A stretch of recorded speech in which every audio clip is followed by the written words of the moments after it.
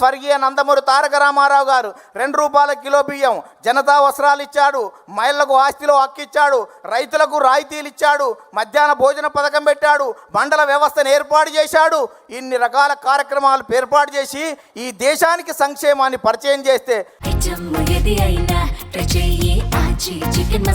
ఆచి చికెన్ మసాలా ఆ తర్వాత వచ్చినటువంటి నారా చంద్రబాబు నాయుడు గారు విద్యార్థిగా, విద్యార్థి నాయకునిగా, గోల్డ్ మెడలిస్ట్గా, ఎకానమిస్ట్గా, ఎమ్మెల్యేగా, మంత్రిగా, ముఖ్యమంత్రిగా, ప్రతిపక్ష నేతగా, ఎన్డీఏ కన్వీనర్గా సుదీర్ఘ రాజకీయ అనుభవం ఉన్న చంద్రబాబు నాయుడు గారు అనేక సంస్కరణలు, జన్మభూమి, ప్రజల వద్ద పాలన, ఆకస్మిక తనిఖీలు, ఫ్లైఓవర్లు, ముందడుగు, చైతన్యం, ఆదరణ, దీపం, రోషిని వంటి పథకాలు పెట్టి అనేక సంస్కరణలకు శ్రీకారం చుట్టినటువంటి చరిత్ర నారా చంద్రబాబు నాయుడు గారిది. అందుకనే 44 సంవత్సరాలు గడుస్తున్నా నారా అంటే జనం రారా అని పిలుస్తున్నటువంటి చరిత్ర ఈ రాష్ట్రంలో ఉందని. అందుకనే చంద్రబాబు నాయుడుకు ప్రపంచవ్యాప్తంగా ఉన్నటువంటి అవకాశాలను యువత పునికి పుచ్చుకొని వెదికి పట్టుకోవాలనే ఉద్దేశంతో ఇవాళ విద్యకు ప్రాధాన్యత ఇస్తే ఇవాళ హైదరాబాద్ ఉమ్మడి రాష్ట్రంలో మైక్రోసాఫ్ట్ వచ్చింది, ఇన్ఫోసిస్ వచ్చింది, IRDA వచ్చింది, IIIT వచ్చింది, నల్సార్ వచ్చింది, నిఫ్ట్ వచ్చింది, ఇవాళ నేషనల్ కన్స్ట్రక్షన్ వచ్చింది, బయోటెక్నాలజీ పార్కు వచ్చింది, హైటెక్ సిటీ వచ్చింది, శిల్పారామం వచ్చింది.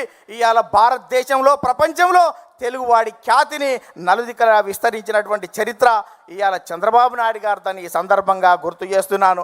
అందుకనే ఈ రాష్ట్రం విడిపోయిన తర్వాత కూడా ఇక్కడికి మనం ఐటీ గురించి ఆలోచిస్తే సార్ AI గురించి, క్వాంటం గురించి, ఇవాళ డేటా సెంటర్ల గురించి మనకంటే ముందు ఆలోచిస్తున్నటువంటి మీ నాయకత్వంలో ఈ రాష్ట్రం సుభిక్షంగా ఉంటుంది. తెలుగు జాతి కీర్తి కోసం మీరు ఎంత ముందుకెళ్ళినా మేము రావడానికి సిద్ధంగా ఉన్నామని ఈ సందర్భంగా గుర్తు చేస్తూ యువ నాయకుడు నారా లోకేష్ గాలిపటంలా ఎంత గాలి ఎక్కువ వస్తే గాలిపటం పైకి ఎగిరినట్టు ఇవాళ అనేక రకాలుగా ఇబ్బందులతో ఎదిగినటువంటి నారా లోకేష్ గారి నాయకత్వంలో భవిష్యత్తులో మరింత రాజుదేల్తామని ఈ సందర్భంగా గుర్తు చేస్తూ ఒక చిన్న కథ ఈ రాష్ట్రంలో ఉన్నటువంటి ప్రతిపక్ష పార్టీలకు అందరికీ గుర్తు చేస్తాను. ఒక 2 రాజులు పోరాటం చేసేటప్పుడు ఎవరో ఒకరు గెలుస్తారు, గెలిచిన వారు ఓడిన వారికి మరణశిక్ష విధించాలని చెప్పారంట. 2 రాజులు పోరాటం చేసిన తర్వాత ఒక రాజు ఓడిపోయిండు.